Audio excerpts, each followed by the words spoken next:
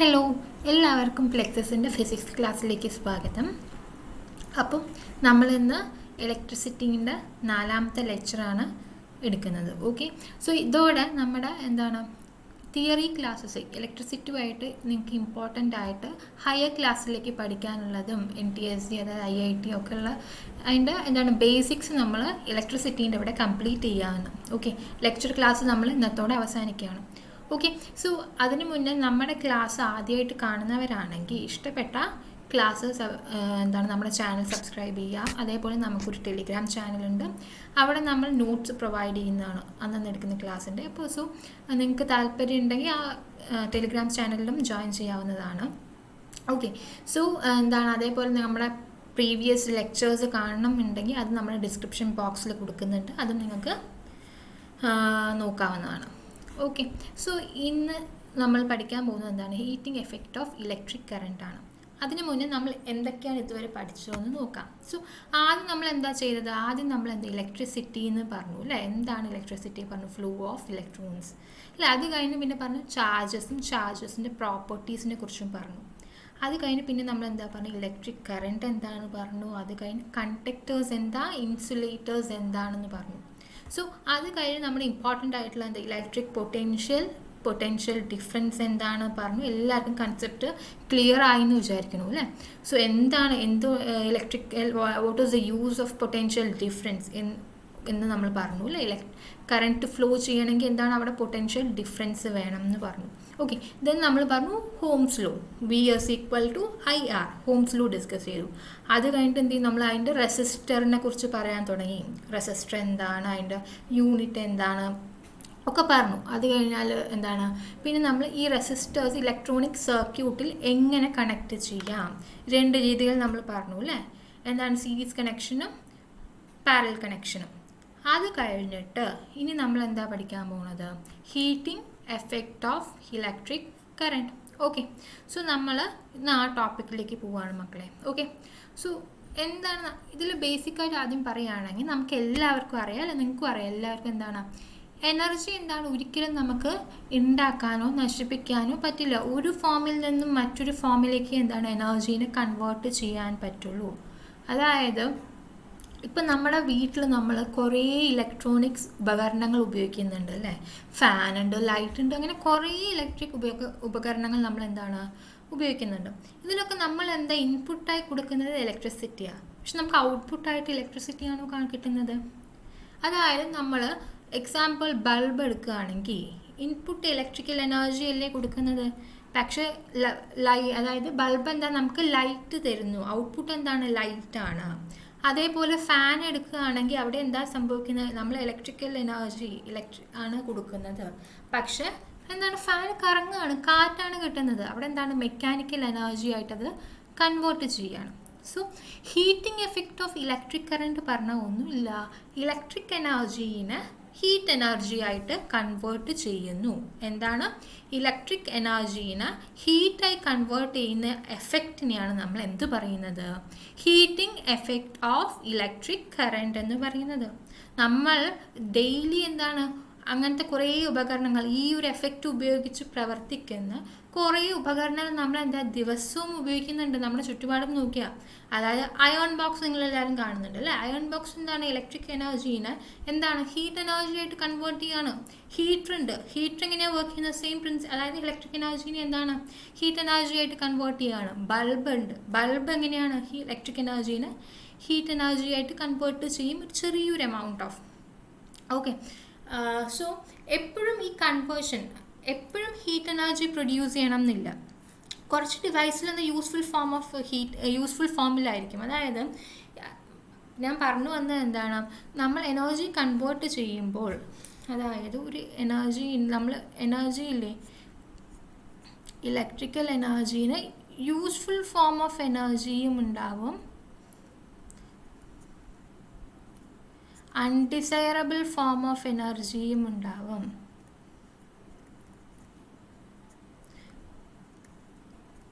അതായത് ഇപ്പോൾ motor ജനറേറ്ററിലൊക്കെ electric energy കൊടുക്കുന്നുണ്ട്. അപ്പോൾ അവിടെ അവിടെ അതിൻ്റെ യൂസ്ഫുൾ ഫോം ഓഫ് എനർജിയിലേക്ക് മാറ്റുമ്പോഴും വേറെ എന്താ അവിടെ ഒരു അൺഡിസൈറബിൾ ഫോം ഓഫ് എനർജി, അത് കുറച്ച് എമൗണ്ട് ഓഫ് ഹീറ്റ് എനർജി ആയിട്ട് കൺവേർട്ട് ചെയ്യുന്നുണ്ട്. അതെന്താ അവിടെ സംഭവിക്കുന്നത് ശരിക്കും? അത് വേസ്റ്റേജ് ഓഫ് എനർജിയാണ്. ഇപ്പം എപ്പോഴും ഹീറ്റ് എനർജി എന്താണ് യൂസ്ഫുൾ ഫോം ആയിരിക്കില്ല, ചിലപ്പോൾ അതെന്താ വേസ്റ്റേജ് ഓഫ് എനർജി ആയിരിക്കും. പക്ഷെ ചില അപ്ലയൻസസ്, അതായത് ഇലക്ട്രിക് ഹീറ്റർ, അതേപോലെ അയൺ ബോക്സിലൊക്കെ എന്താണ് ഇലക്ട്രിക് എനർജീനെ ഹീറ്റ് എനർജി ആക്കി പ്രവർത്തിക്കുന്ന ഉപകരണങ്ങളാണ്. സോ അവിടെ എന്താണ്, അവിടെ ഈ ഹീറ്റ് എനർജി പറയുന്നത് എന്താണ്, യൂസ്ഫുൾ ഫോം ഓഫ് എനർജിയാണ്. ഓക്കെ, മനസ്സിലായെന്ന് വിചാരിക്കുന്നു. ഒന്നും ഇതിപ്പോൾ ഇത് കൺഫ്യൂഷൻ ആവുകയാണെങ്കിൽ ഇത് ഉപയോഗിക്കേണ്ട. അതായത് ഞാൻ പറഞ്ഞു വന്നത് എപ്പോഴും ഹീറ്റ് എനർജി എന്താ യൂസ്ഫുൾ ഫോമിലായിരിക്കില്ല ഉണ്ടാവുക. സോ ചിലപ്പോൾ എന്താണ് ഈ ജനറേറ്ററിലൊക്കെ നമ്മൾ ഹീറ്റ് എനർജിയൊക്കെ പ്രൊഡ്യൂസ് ചെയ്താൽ എന്താ സംഭവിക്കുക, അത് എന്താണ് ഡിവൈസിൻ്റെ ഡാമേജ് സംഭവിക്കാം ഹീറ്റ് എനർജി കാരണം. സോ പക്ഷേ അവിടെ എന്താ അതിൻ്റെ യൂസ്ഫുൾ ഫോം എന്താണ്, വേറൊരു അതായത് ഇലക്ട്രിക്കൽ എനർജീനെ എന്താണ് അതിൻ്റെ യൂസ്ഫുൾ ഫോം എന്താ ഹീറ്റ് ആയിരിക്കില്ല. ഓക്കെ, സോ ഇത്രയും ഞാൻ പറഞ്ഞിട്ടുള്ളൂ. സോ ഇപ്പം നിങ്ങൾക്ക് സംശയം ഉണ്ടാവും, എങ്ങനെയാണ് ഈ ഇലക്ട്രിക് കറണ്ട് എങ്ങനെയാണ് ഹീറ്റ് എനർജി ആയി മാറുന്നത്? അത് ഞാൻ പറയാം. ഇപ്പം ഞാൻ പറഞ്ഞു എൻ്റെ കയ്യിൽ ഒരു കണ്ടക്ടർ ഉണ്ട് വിചാരിക്കുക. ഓക്കെ, സോ നമുക്കറിയാം പൊട്ടൻഷ്യൽ ഡിഫറൻസ് ഉണ്ടെങ്കിൽ എന്ത് സംഭവിക്കുള്ളൂ, കറണ്ട് ഫ്ലോ ചെയ്യുള്ളൂ അല്ലേ. സോ എൻ്റെ കയ്യിൽ ഒരു കണ്ടക്ടർ ഉണ്ട്, അതിലേക്ക് ഞാനൊരു പൊട്ടൻഷ്യൽ ഡിഫറൻസ് അപ്ലൈ ചെയ്യുന്നു. അപ്പോൾ എന്താ, സ്വാഭാവികമായും പൊട്ടൻഷ്യൽ ഡിഫറൻസ് അപ്ലൈ ചെയ്യുമ്പോൾ എന്താണ്, കറണ്ട് ഫ്ലോ ചെയ്യാൻ തുടങ്ങും.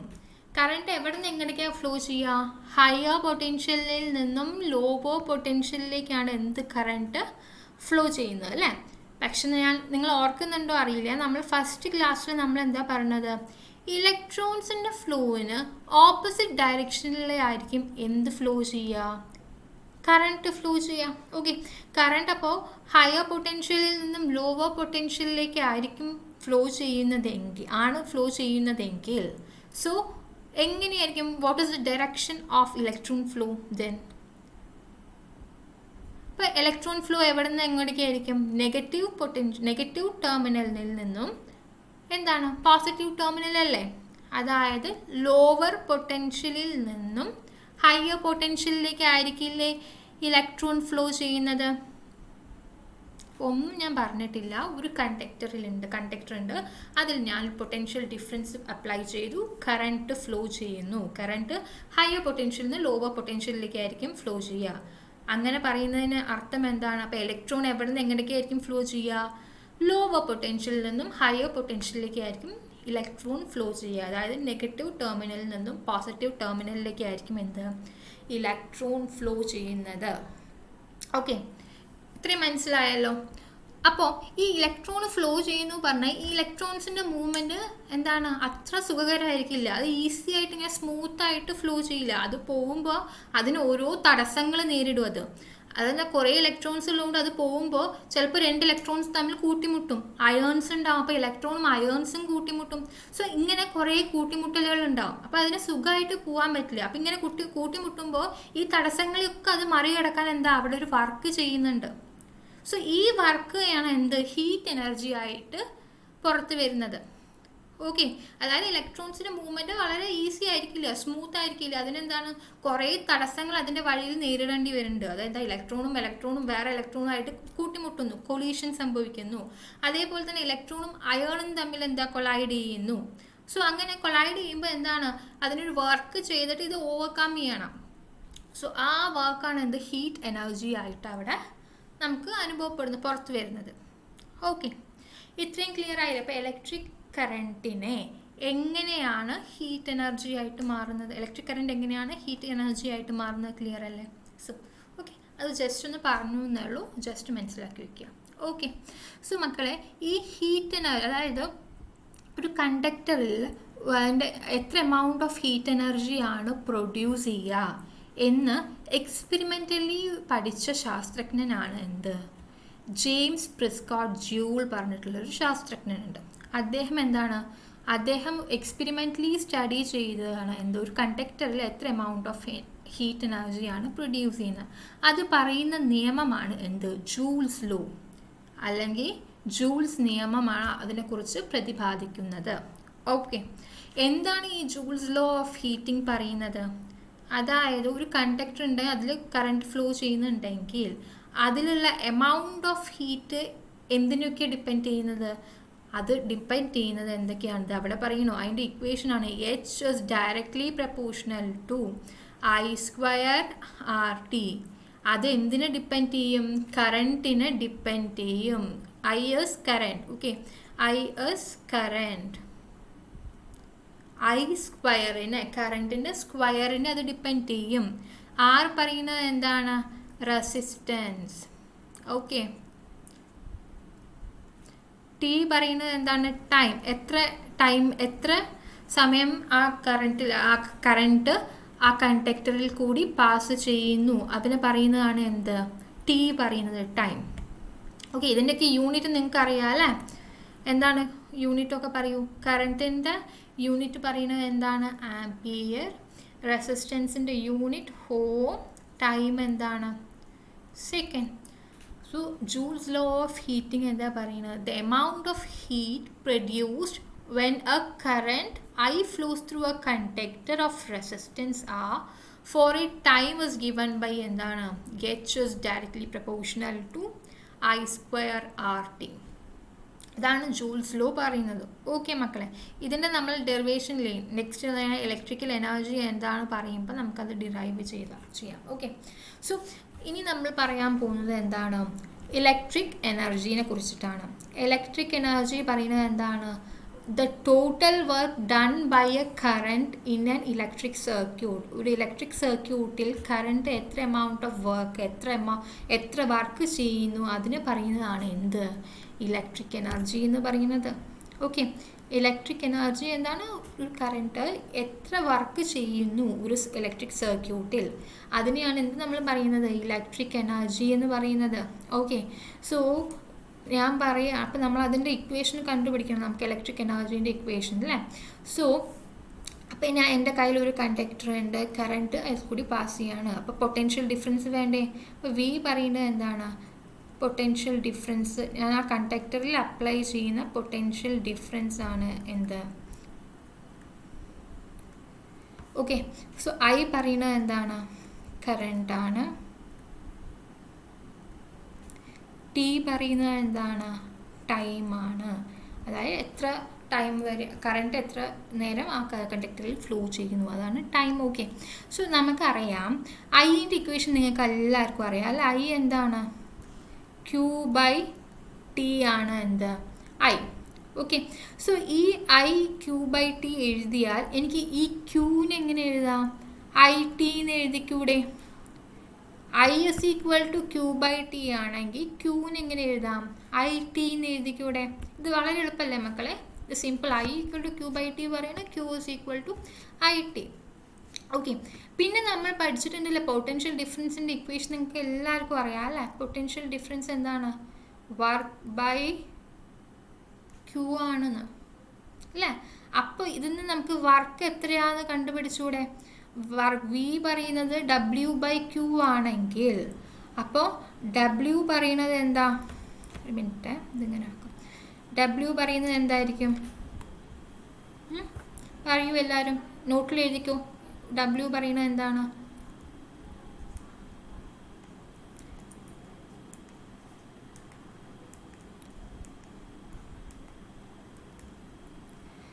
W പറയുന്നത് എന്തായിരിക്കും? W is equal to V into Q. പക്ഷേ അപ്പം ഇതൊരു ഇക്വേഷൻ കിട്ടി 1,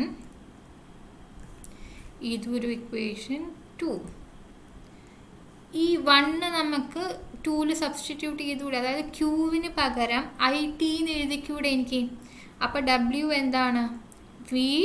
ക്യൂവിന് പകരം ഞാൻ എന്ത് എഴുതുന്നു? IT. VIT നമുക്കൊരു ഇക്വേഷൻ കിട്ടിയില്ലേ? VIT പറഞ്ഞ ഒരു വർക്കിൻ്റെ ഇക്വേഷൻ എന്ത് കിട്ടി? VIT എന്ന് പറഞ്ഞ് കിട്ടി. ഓക്കെ, ഇനി നമുക്ക് എല്ലാവർക്കും ഹോംസ് ലോ അറിയാം. പെട്ടെന്ന് പറയും ഹോംസ് ലോ എന്താ? V is equal to എത്രയാണ്? എന്താണ്? V is equal to IR ആണ് അല്ലേ? അപ്പോൾ അടുത്ത ഇക്വേഷൻ നമ്മൾ ഡിറൈവ് ചെയ്യാൻ പോകണം. V is equal to I R ആണെങ്കിൽ ഈ വിക്ക് പകരം എനിക്ക് ഐ ആർ എന്ന് എഴുതിക്കൂടെ ഹോംസ് ലോ വെച്ചിട്ട്. So I R into I T എന്ന് കിട്ടി, സോറി ഐ ടി. സോ അതായത് ഐ ഇൻറ്റു ഐ പറയുന്ന ഐ സ്ക്വയർ എഴുതിക്കൂടെ ആർ ടി. ഈ ഇക്വേഷൻ അല്ലേ നമ്മുടെ ജൂൾസ് ലോയിൽ നമ്മൾ പറഞ്ഞ equation I square R T എന്ന്. ഇത് അടുത്ത ഇക്വേഷൻ കിട്ടി. ഓക്കെ, ഇനിയും നമുക്ക് ഒരു ഇക്വേഷൻ കൂടി എഴുതാം. അതെന്താണ്? ഐ പറയുന്ന ജൂൾസ് ലോ വെച്ചിട്ട് നമുക്ക് തിരിച്ചിട്ടൂടെ വി ബൈ ആർ എന്ന് എഴുതിക്കൂടെ. അപ്പോൾ ഡബ്ല്യു എന്തായിരിക്കും? അടുത്ത ഇക്വേഷൻ പറയൂ. അപ്പോൾ വി ഐ ടിയിൽ വി ഐക്ക് പകരം ഞാൻ എന്ത് എഴുതുന്നു? വി ബൈ ആർ എന്ന് എഴുതുന്നു. അപ്പോൾ V into V by R into T എന്ന്. ഇതെന്താവും? V into V square by R into T എന്ന് എഴുതി. ഓക്കെ, അപ്പം നമുക്ക് വർക്ക് ഡൺ എന്താണ്? എത്ര ഇക്വേഷൻ കിട്ടി? 3 ഇക്വേഷൻ കിട്ടി. ഒന്ന് വി ഐ ടി പറഞ്ഞ ഇക്വേഷൻ, പിന്നെ എന്താണ് ഐ സ്ക്വയർ ആർ ടി പറഞ്ഞ ഇക്വേഷൻ, പിന്നെ എന്താ കിട്ടിയത്? V square by R into T എന്ന് പറയുന്ന ഇക്വേഷൻ. ഓക്കെ, സോ ഇവിടെ ജൂൾസ് ലോയിൽ പറഞ്ഞത് എന്താണ്? Heating effect of electric current ഉപയോഗിച്ച് വർക്ക് ചെയ്യുന്നത്, അതായത് ഹീറ്റിംഗ് അപ്ലയൻസസിലൊക്കെ എന്ത് ഈ ഐ സ്ക്വയർ ആർ ടിയിലാണ് അത് എന്ത് വർക്ക് ചെയ്യുന്നത്. അതായത് Joule's law H is equal to I square R T. അതായത് ഹീറ്റിംഗ് അപ്ലയൻസസിൽ ഈ ഡബ്ല്യു പറയുന്നത് എന്തായിരിക്കും? എച്ച് ആയി മാറും, ഹീറ്റ് എനർജി ആയിട്ട് മാറും. ഓക്കെ, അതേ ഡിഫറൻസ് ഉള്ളൂ. W is equal to H is equal to I square R T. മനസ്സിലായോ? അതായത് ഹീറ്റിംഗ് അപ്ലയൻസസിൽ എന്താണ് വർക്ക് ഡൺ പറയുന്നത്? എന്താണ്? എച്ച് ആയിരിക്കും. Okay, H is equal to എന്തായിരിക്കും? I square R T. അതാണ് ഇവിടെ പറഞ്ഞത്. എന്താണ്? H is directly proportional to I square R T. ഐനെ ഡിപ്പെൻഡ് ചെയ്യും, ആറിനെ ഡിപ്പെൻഡ് ചെയ്യും, ടീനെ ഡിപ്പെൻഡ് ചെയ്യും. ഓക്കെ, സോ നിങ്ങൾക്ക് എല്ലാവർക്കും ഈ 3 equation W is equal to V I T, W is equal to I square R T, പിന്നെ എന്താണ് W equal to V square by R into T. ഈ 3 ഇക്വേഷൻസും നിങ്ങൾക്ക് ക്ലിയർ ആയെന്ന് വിചാരിക്കുന്നു. അപ്പോൾ ഇതിൽ ഈ ഒരു സെക്ഷനിൽ നമ്മൾ എന്താ പറഞ്ഞു? ജൂൾസ് ലോ പറഞ്ഞു, അതേപോലെ എന്താണ് ഇലക്ട്രിക് എനർജി. ഇലക്ട്രിക് എനർജി ഡബ്ല്യുവിൻ്റെ ഇക്വേഷൻ എന്താണെന്ന് നമ്മളെന്ത് കണ്ടുപിടിച്ചു അല്ലേ? കണ്ടുപിടിച്ചു. 3 ഇക്വേഷൻസ് ഉണ്ട്, അത് എഴുതി വെക്കുക നോട്ട്സിൽ. ഓക്കെ, എന്തൊക്കെയായിരുന്നു 3 equation? W is equal to V I T. Okay, W equal to I square R T. Then another equation എന്താണ്? W is equal to V square by R into T. Okay, ഇത്രയും clear അല്ലേ മക്കളെ? So ഇത്രയും clear ആണെന്ന് വിചാരിക്കുന്നു. Okay, ഇനി last ഒരു topic കൂടി നമ്മൾ എന്താണ് പോവാം. ഓക്കെ, ഇനി എന്താണ് ഇലക്ട്രിക് പവർ? ഇലക്ട്രിക് പവർ എന്താണ്? ഇലക്ട്രിക് പവർ പറഞ്ഞാൽ എന്താണ്? The rate at which work is done by an electric current is called electric power. അതായത് റേറ്റ് അറ്റ് വിച്ച് ഒന്നുമില്ല, പവർ പറയുന്നത് എന്താണ്? വർക്ക് ബൈ ടൈമാണ്. ഓക്കെ, വളരെ പവറിൻ്റെ യൂണിറ്റ് എന്താ മക്കളെ? വാട്ടാണ്. വർക്ക് എന്താ നമുക്കറിയാം. വർക്കിൻ്റെ ഇക്വേഷൻ നമ്മളിപ്പോൾ പഠിച്ചു അല്ലേ? V I T by T. ഇപ്പം എന്തായിരിക്കും?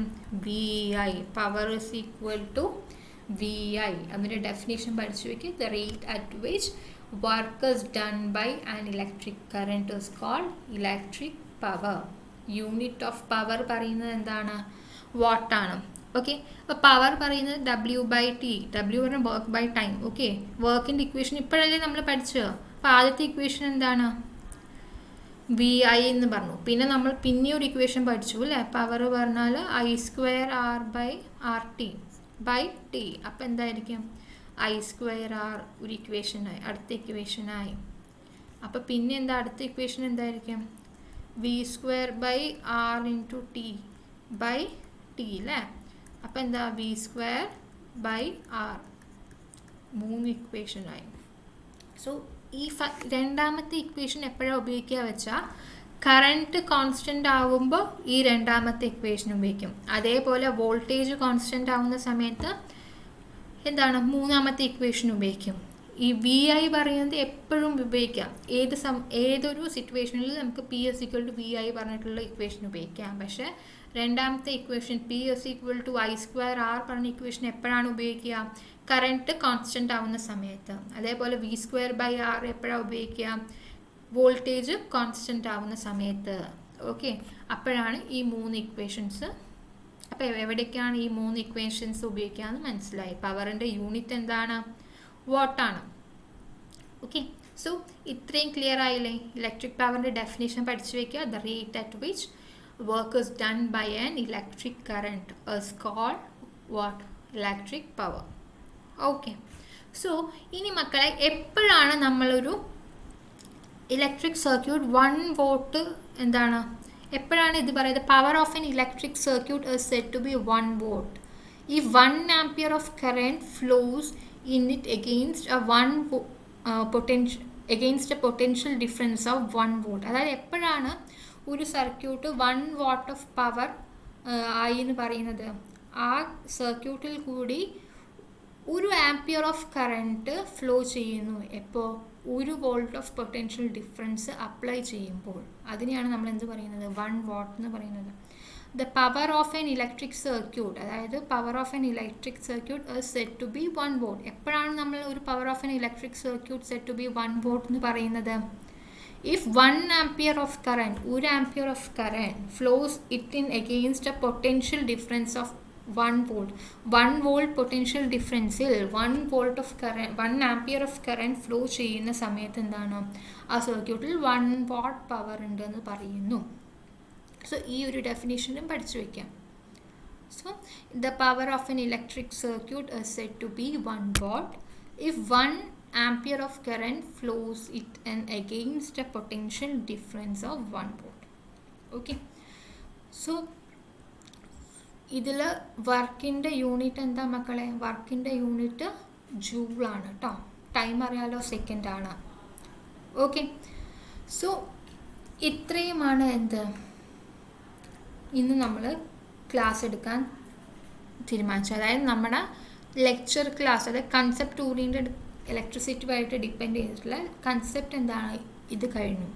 ഓക്കെ, ഇനി ഇത് വെച്ചിട്ടുള്ള നമുക്ക് കുറച്ച് പ്രോബ്ലംസും കുറച്ചൊരു ക്വസ്റ്റ്യൻ ടൈപ്പും ചെയ്യണം. അപ്പം നിങ്ങൾക്ക് എന്താണ് ഇതിലുള്ള എങ്ങനെ വന്നാലും ചെയ്യാനുള്ള രീതിയിൽ നമുക്ക് ഇനി പ്രോബ്ലംസും MCQ ഉണ്ടെങ്കിൽ MCQ അതൊക്കെ ഒന്ന് നോക്കണം.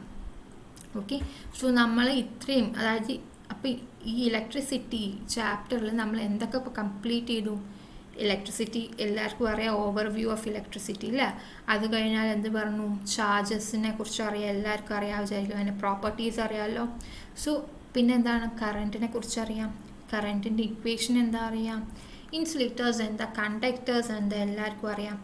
അതേപോലെ തന്നെ എന്താണ് വെരി ഇമ്പോർട്ടൻ്റ് ആയിട്ട് ഓർക്കുന്നുണ്ട്, ഇലക്ട്രിക് പൊട്ടൻഷ്യൽ എന്താ, പൊട്ടൻഷ്യൽ ഡിഫറൻസ് എന്താ, എന്താണ് പൊട്ടൻഷ്യൽ ഡിഫറൻസ് അല്ലേ? അത് എന്താണ് അതിൻ്റെ യൂസ്? പൊട്ടൻഷ്യൽ ഡിഫറൻസ് ഇല്ലാതെ എന്താണ് കറണ്ട് ഫ്ലോ ചെയ്യില്ല. ഓക്കെ, ദെൻ ഹോംസ് ലോ അത് കഴിഞ്ഞാൽ കോമ്പിനേഷൻ ഓഫ് റെസിസ്റ്റേഴ്സ്. പിന്നെ എന്താ പഠിച്ചു heating effect of electric current. So ഇനി നെക്സ്റ്റ് ക്ലാസ്സിൽ വരുമ്പോൾ നമ്മൾ ഇന്ന് പഠിച്ച, അതായത് ഇത്രയും ക്ലാസ്സിൻ്റെ നോട്ട്സൊക്കെ ഒന്ന് വായിച്ച് വരിക. എല്ലാവരും നോട്ട്സ് എഴുതുന്നുണ്ട് വിചാരിക്കുന്നു. അപ്പോൾ എല്ലാവരും നോട്ട്സ് വായിച്ചിട്ട് വരിക. ഇനി നമ്മൾ അതും റിലേറ്റഡ് ആയിട്ടുള്ള കുറച്ച് പ്രോബ്ലംസും അതൊക്കെയാണ് ഇനി പ്രോബ്ലംസ് അല്ലെങ്കിൽ ക്വസ്റ്റ്യൻസ് ആണ് ഇനി നമ്മൾ ചെയ്യാൻ പോകുന്നത്. ഓക്കെ, സോ ഇന്ന് ഇത്രേ എടുക്കുന്നുള്ളൂ. നമ്മൾ ഇനി നെക്സ്റ്റ് ക്ലാസ്സിൽ നമുക്കിതിനെ കൂടുതൽ എടുക്കാം. ഓക്കെ, സോ അതിൻ്റെ പ്രോബ്ലംസും MCQs ഒക്കെ ചെയ്യാം. ഓക്കെ, അപ്പോൾ ഇതെല്ലാവരും പഠിച്ചിട്ട് വരണം. ക്ലാസ് ഇഷ്ടപ്പെടുകയാണെങ്കിൽ നമ്മുടെ ചാനൽ സബ്സ്ക്രൈബ് ചെയ്യുക. ഓക്കെ, ശരി എന്നാൽ ബൈ.